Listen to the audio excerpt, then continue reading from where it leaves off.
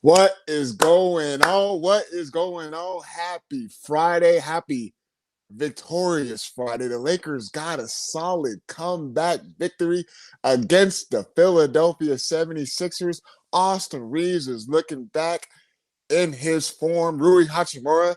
Yeah, Rui Hachimura. I'm calling y'all already. Greg Bergman. He was clutch coming in that second half. LeBron James. I know he struggled in the first half, but he was able to get into the driving lanes, get out in transition. It was a complete team performance in, of course, the second half.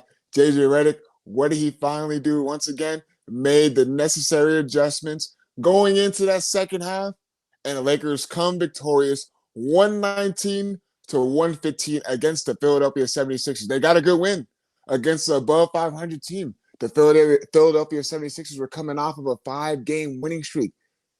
What can the Lakers do to keep on sustaining this effort? And then, of course, now we got another injury to worry about. Luka Doncic is going out and not coming back in the second half. He's got a little bit of a hamstring issue. We'll talk about that. Can the Lakers make a move in the buyout market? We got a lot of good things on this beautiful Friday on Lakers Talk Daily, but you already know the deal. I got to talk about my partners at Pechanga Resort Casino. You could play your perfect combination at Pechanga Resort Casino, the official Native American resort and casino, the Los Angeles Lakers. Skip the traffic. Head on over to Pechanga Resort Casino just off the I-15 in Temecula. Visit pechanga.com or call 888-PECHANGA for reservations and for more information. Last night's game against the Philadelphia 76ers. Did you know what it showed me? That the Lakers weren't going to roll over. They actually had a game where they weren't going to roll over. No matter how much the Sixers pushed the lead up in that second half, the Lakers showed fight. They showed resilience. They showed attention to detail. They showed all those good things, especially with Luka Doncic not in the lineup for that second half. So before we talk about that second half, let's talk a little bit what your boy was doing pregame. So I was there last night in attendance. I helped out our social media crew. It was a very, very good experience for myself. And just going out there, seeing warm-ups, seeing the atmosphere, and seeing what was going down for the game last night. And I was making my laps. I was networking with a couple people, and I went to go talk to Beto and MT, John Ireland, and of course our boy Funchy, Michael Funches.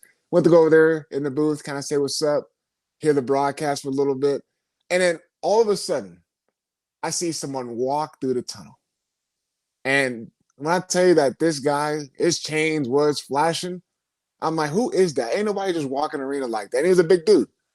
So I'm like, I'm going to make my way back down there. I went to go see who it was. And, of course, it was Rams star defensive lineman Jared Verse. Went over there, went to go say what's up, got some couple stuff to do. And then all of a sudden, our very own, the great, Pepe Montilla. Pepe, I'm talking to Pepe. And he's telling me, hey, I got to go meet him. I got to go get a picture with them. And I'm like, shoot, cool. You ain't got to tell me twice, Pepe. So I go in. We walk into the little tunnel. I'm following Pepe. I'm recording the whole thing. And then sure enough, Jared Verse is back there. He's taking pictures. Shout out to my guy Reese and John who's running the things today. Shout out to them. I went back there and I took some pictures. And Jared Verse is taking some flicks with AC Green. And it was really good, a really, really good experience to end up meeting AC Green, Jared Verse, and then what a great experience it was to kind of be next to Pepe. And let me tell you guys something. I know everyone gives him a lot of stuff about him waving and all this stuff. This man right here, Pepe, went up and shook Jared Verse's hand, got pictures, and he was chopping it up. So that's just a little quick spill that I want to talk about. It was Jared Verse is one of the most kindest human beings out there. He was really, really cool, very, very down to earth, and AC Green as well, very, very cool. That was a great experience for me. So I had to throw that out there real quick to kind of get a little more feel, to kind of get a little more energy and juice into this Lakers Talk Daily episode. So as the pregame progresses and I'm seeing all the warm-ups And I'm looking at Joel Embiid, and I'm like, damn, this brother is not missing. He is not missing from the mid range. And he wasn't. I'm telling you, every single shot he was taking in his pregame warmups was going in. So this what leads me into the game.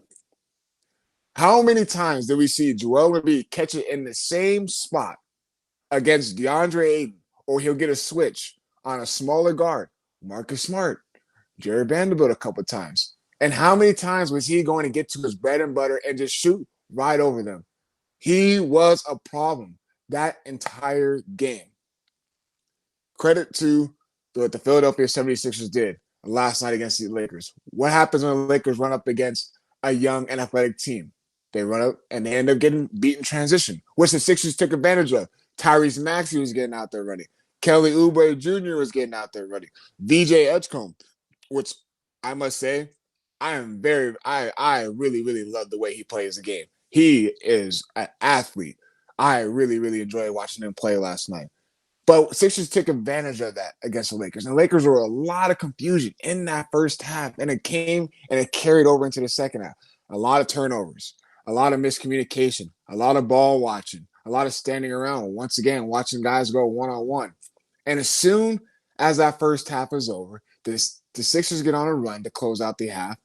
And then you see, I go on social media, just kind of do some scrolling and see some news and stuff like that. And I didn't see much about as far as that. And then all of a sudden, the second half starts, and I'm like, damn, where is Luka Doncic at? Because the Sixers, right after starting the second half, going out there, running the lanes, getting to the basket at will. Once again, Joel Embiid getting to his spots. He was cooking them, for being honest. And then, sure enough, you wonder, where is Luka Doncic at? And then you get the news that he went back to the locker room. He's getting evaluated for a hamstring injury.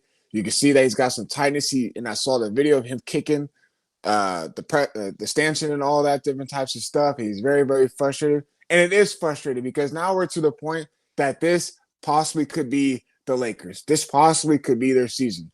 Because we had a short glimpse of, once again, Luka, Austin Reeves, and LeBron James on the floor with each other at the same time, at spurts. And then what happens? Luka Doncic now goes out with the injury. Now we don't understand. We're going to find out what the timetable is and if he's going to be out coming this weekend and how many games is he going to miss if he does need to miss games. And it's going to be more difficult now for the Lakers when you don't have your all-star superstar Luka Doncic. And Austin Reeves still in a little bit of minutes restriction. He's still trying to figure out his rhythm. He's still trying to get his feet underneath them. So now you look at that. Luka Doncic goes out the game. And then you start to see what the Lakers are starting to have. JJ Redick made the adjustment. Sit DeAndre Ayton down. DeAndre Ayton was no help whatsoever, especially in that second half. There is no way after a missed shot like that, Joel Embiid gets the ball. He's pushing the ball up the floor. There is no way you should be getting beat like that in fast break and Tyrese Maxey gets wide open layup right by you. What did JJ Redick do? Timeout. DeAndre Ayton sat for the rest of the game. So this is where it gets interesting. So Lakers are trying to find some sort of spark, some sort of energy from someone on the rotation. And we finally get that with Maxi Kleber. Maxi Kleber was a big help last night. Numbers didn't show. He only had 4 points. But guess what? He had 4 offensive rebounds, second chance opportunities, getting guys more second chance opportunities, all those different types of things. You saw the tone. You saw the energy. He was bumping. He was being physical, getting the Sixers frustrated. The Lakers did the necessary adjustments, the necessary stuff needed to match the physicality with the Sixers. Because what happens? They were getting bullied. They were getting bullied throughout that entire game. And it was a good sign to finally see them give that same sort of fight and toughness back. And honestly, I don't know Maxi Kleber had that in him. I ain't gonna lie to y'all. I did not know Maxi Kleber had that in him. That dunk he had coming down the middle of the lane with the little energy to go into that third quarter. You seen all that different type of stuff as far as Rui Hachimura hitting a big time corner 3. That is right, Greg Bergman. I'm gonna tell you once again. He's going out there saying the Lakers need to trade Rui and do this stuff, and I keep on saying just be a little patient. He's getting his rhythm off the bench. He's going to provide much needed scoring from the bench. And sure enough, what did Rui Hachimura was doing? Getting to his mid-range, getting to his one-jewel pull-up, being real aggressive, not settling for the three-point rack, getting to his spots and being successful. That corner three that he hit was a big momentum changer. And then, of course, who else we got to talk about? Austin Reeves. You ask, where are they going to get their scoring from? With Luka Doncic being out and LeBron James struggling. Rui was there. And Austin Reeves, the shots that he was making. That is why we were so excited to see him back into the lineup with Luka and LeBron James.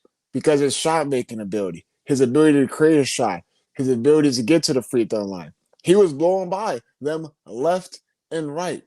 And I remember sitting on the opposite end of the floor. And I remember him, a little jab step and a tough shot over Maxey. Lead's going up 91-87. All of a sudden you look up like, oh, the Lakers got the lead. The Lakers are out there. They're balling right now. All this different types of stuff that we're starting to see. It was about damn time that they went out there and matched the physicality of other opponents. Because remember, when the Lakers get down, what happens? They kind of wave the white flag. All right, no more energy, no more effort. All right, let's move on. Let's focus on to the next game. But no, this is a good win against a Sixers team who is young and athletic. The Lakers showed a little bit of a promise, getting into a zone, matching up in that way, forcing turnovers, getting collective stops. Once again, this narrative. Let's just outscore opponents. When we get Luke Kennard, we're going to even be able to outscore more teams. At some point, you have to play defense. And when they did in that second half, it led to nothing but success on the basketball court. So it was good. And honestly, I hate to say this, but DeAndre Ayton is starting to get to the point where he might not be playable. He might not be playable. And credit to Maxi Kleber coming out there, knowing that Jackson Hayes was out of the lineup for one game due to his suspension, which, by the way, Jackson Hayes, you can't be doing something dumb like that ever again, man. Why in the hell are you out there pushing a mascot, man? That was really, really unnecessary. Just want to touch on that real quick. But this is what you need when you're the Lakers, when you know that you're down your superstar, and you know that Austin Reeves is back in the lineup. But you need other guys to fulfill in their roles, knowing that DeAndre Ayton is not going to be able to close out games, knowing that Jared Vanderbilt is not going to really give you much offensively, but he's going to give you a lot of spark on the defensive end of the floor. We see it. It's working. They made the necessary adjustments in the second half to beat a good 76ers team. And remember, it was starting to get close towards the end of the game. But that's what happens when you have all of them in the mix. Austin, Luka, and LeBron James. It's hard to guard this team. And unfortunately, we're at another bump on the road. Going into this All-Star break. Luka Doncic out of the lineup. So now, once again, who are the Lakers going to get their energy, their effort, their scoring from? It's going to be time for JJ Redick to start figuring out more stuff. But, of course, a little bit of help is on the way with Luke Kennard in that addition. We got more stuff to get into on this Lakers Talk Daily. But before I do, we'll talk about Luke Kennard and how can he help out this team a little bit more, especially if Luka Doncic is going to be missing some games. We got the buyout market, and we got some available. I saw a list of available free agents that's going to happen in the summertime. But before I do any of that, I have to let my partners at Pachanga give you guys a quick word. At Pachanga Resort Casino, you can rock and roll, sip and slide, twist and shout. Play your perfect combination at Pachanga Resort Casino, official Indian gaming sponsor of the Lakers. Woo-wee! Man, I'm not going to lie to y'all. When I was there last night in attendance at the Lakers-Sixers game, when I tell you it was loud in there, it was loud in there. And it was great to see LA, the city of LA, the fans out there cheering like that and bringing the necessary energy. Once again, I can't stress this enough. I was super excited with Austin Reeves coming back into the lineup and being there and seeing how it looked with him and LeBron and Luka Doncic on the court at the same time. Again, Luka Doncic went out with that hamstring injury. We'll see how long that timetable is going to be and how much time is he going to need to rest on it. I feel like he should rest on it, especially with the All-Star break coming up. Take a little bit of time, especially if the Lakers are going to try to be a playoff team and make that push. But I see what you guys are saying in the YouTube chat. And Peter Acevedo says, why is Ayton only playing 20 minutes and dropping 10, 6, and 2? Peter, there's a reason why DeAndre Ayton is only getting 20 minutes. He does a lot of things. He has a right skill set. He has a right ability to do a lot of things great offensively. But you see the stuff he makes, the mental errors. That's what plays him out of the lineup. When the ball is not in his hands, or if he's not engaged, or if he's not in a pick and roll game, he kind of floats around. And that was the frustration with Rui Hachimura. Everyone will be like, if Rui's not having the ball in his hands, what else is he doing? Is he cutting without the basketball? Is he making himself visible? Is he going to be able to be a spot-up guy? But if you don't have the ball in your hands, what other ways can you impact the floor? Rui figured out, if you're going to be on the basketball court, you got to play defense. He started to play a little bit of defense. I'm not saying he's an elite defender, but he's playing better defense. DeAndre Ayton's only getting 20 minutes because he's not only scoring, but he's also getting beat on the other end of the floor. He's getting bullied by Joel Embiid. I know Lakers didn't do no help because once Ayton went out, they started sending a double team and forcing the ball out of Joel Embiid's hands and making others beat them. But that is why DeAndre Ayton can't finish and close out games. Because if he's not rebounding, if you're not doing other ways to impact winning, then what else can JJ Redick and the rest of your squad utilize you for? That's where I'm getting at, and that's why I wanted to answer your question, because that really stuck out to me. He lacks the attention to detail. He lacks being engaged. You got to be able to play and impact on the basketball court without always having the ball in your hands. That's what separates him from a lot of other good big men in the league. Zubac is a perfect example, and it sucks that he ended up getting traded to the Indiana Pacers, because I really was hoping that Lakers could potentially be in that market for Zubac. Zubac, when the ball is not in his hands, he is a walking at least 15 to 20 rebounds a game. I'm telling you guys right now.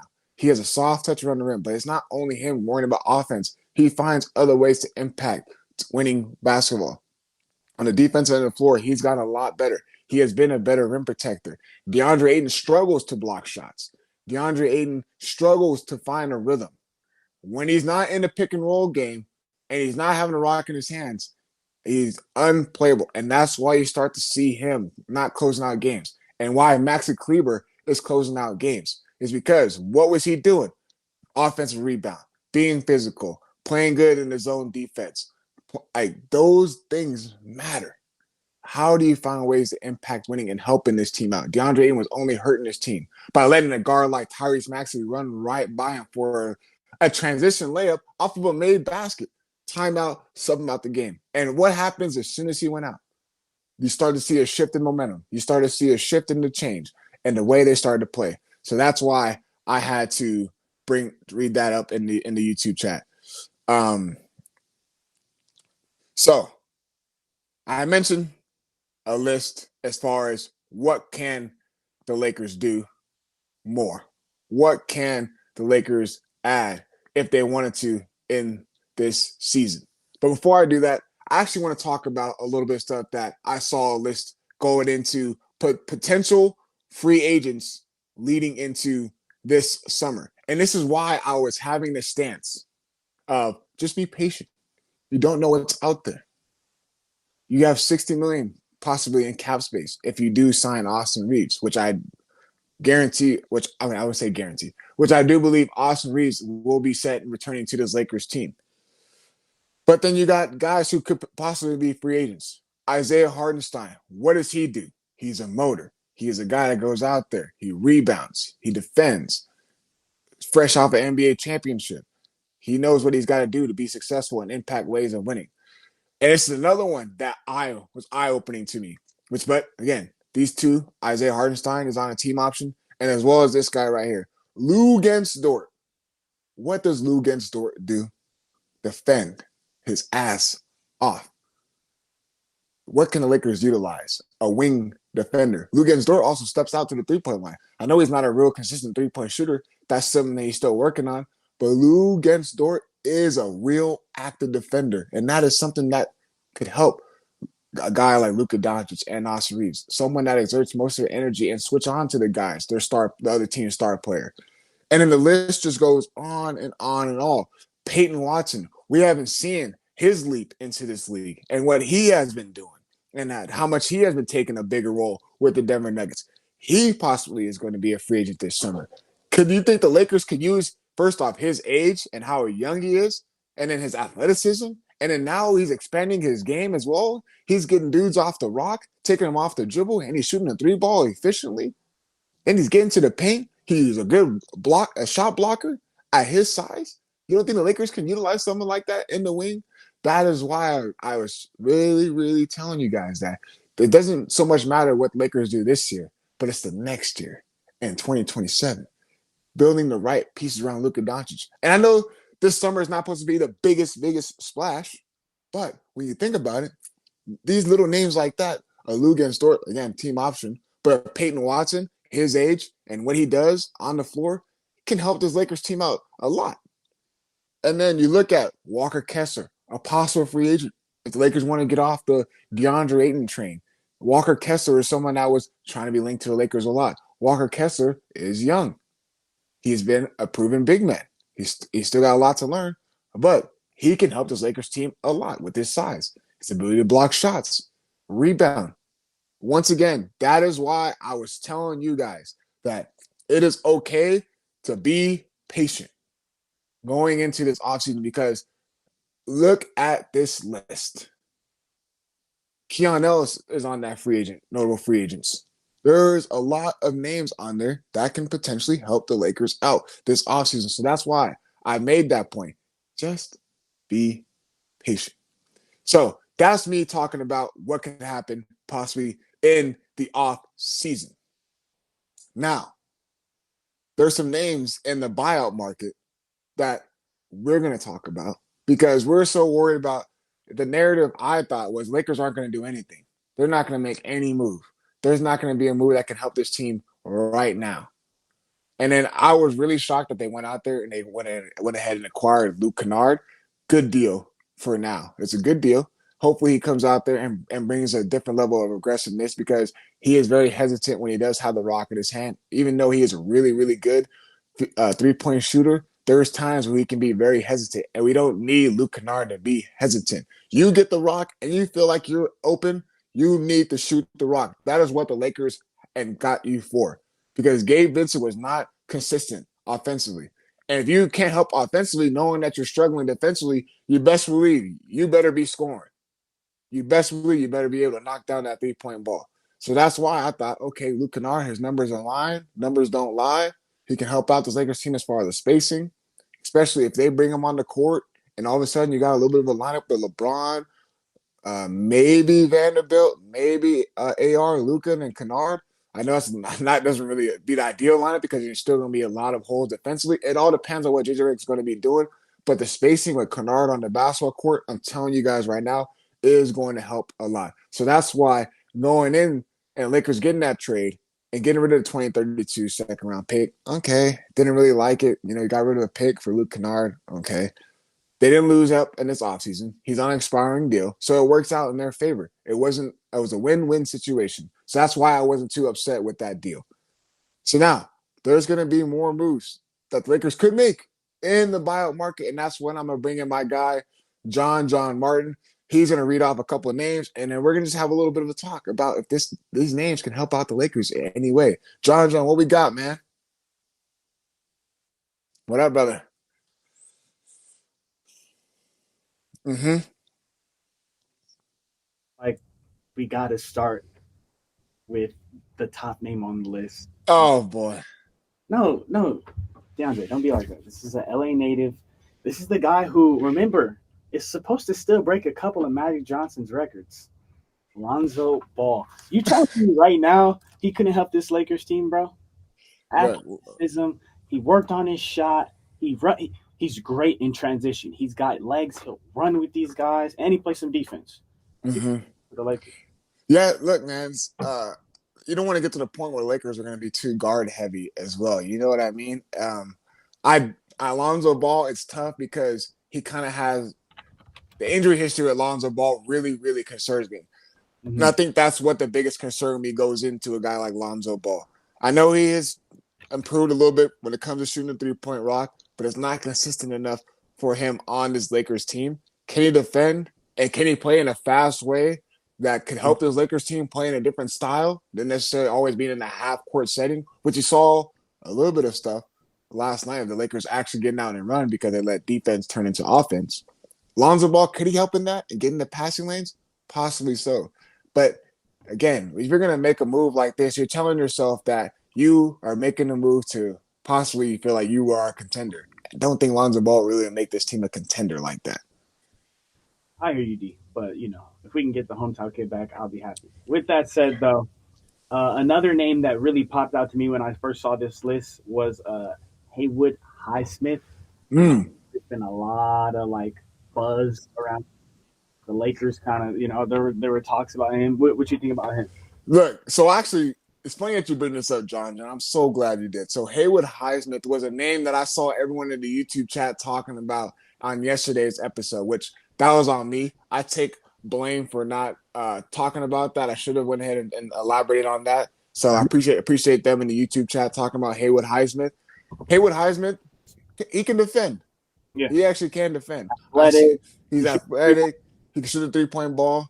And if you were to get him on a little minimum deal, yeah. I mean, I don't see why not. I know I'm still in the stance, just be patient. But we're already kind of past that time. Lakers already showed their cards by getting Luke Kennard.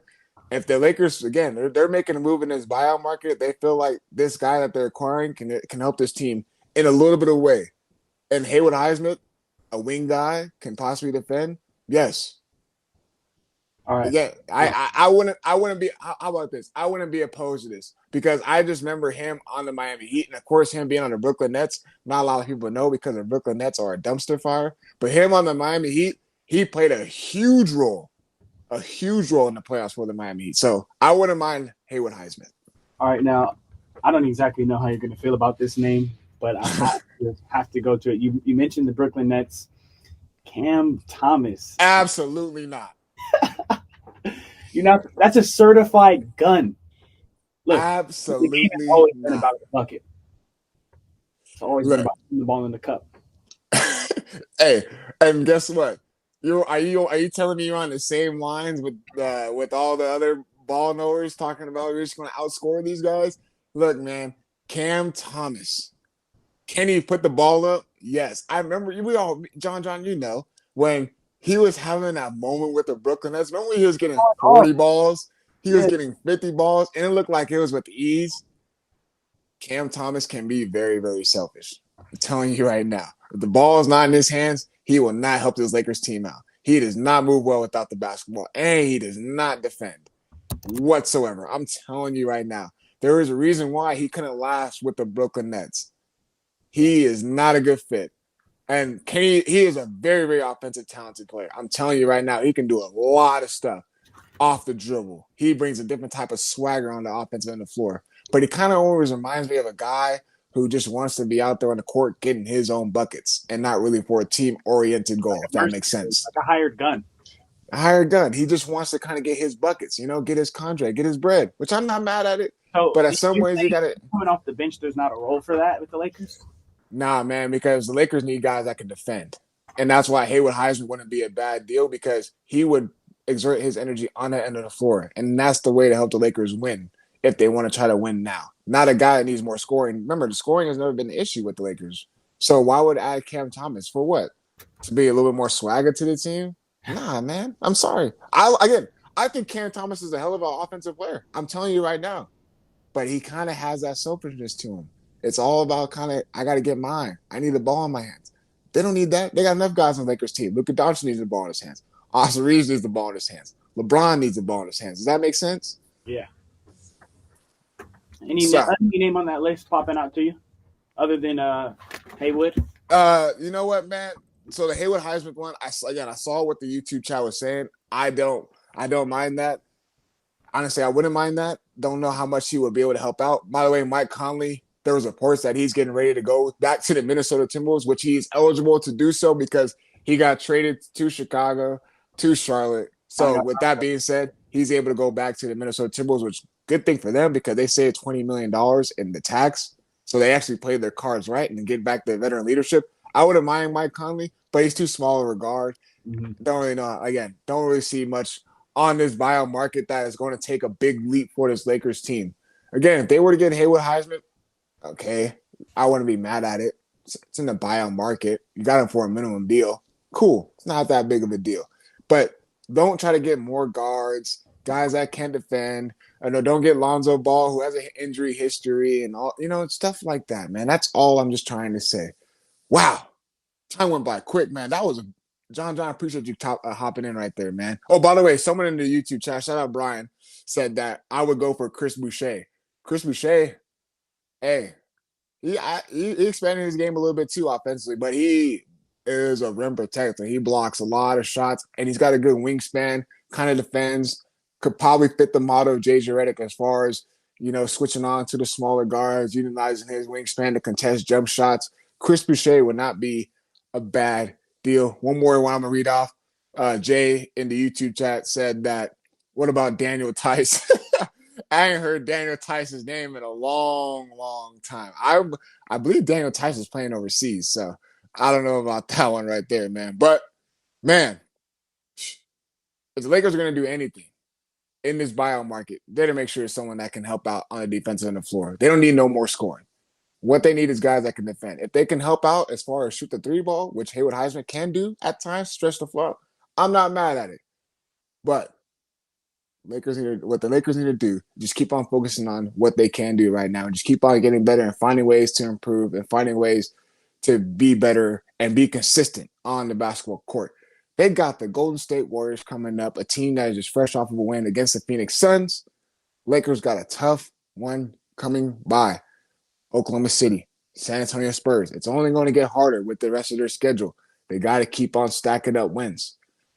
As always, for myself, John, my guy Reese in the back, you guys in the YouTube chat, always appreciate you guys tuning in. It was a fun one. Happy Friday. I'll be seeing you guys in a little bit on the DeMarco and Travis afternoon show.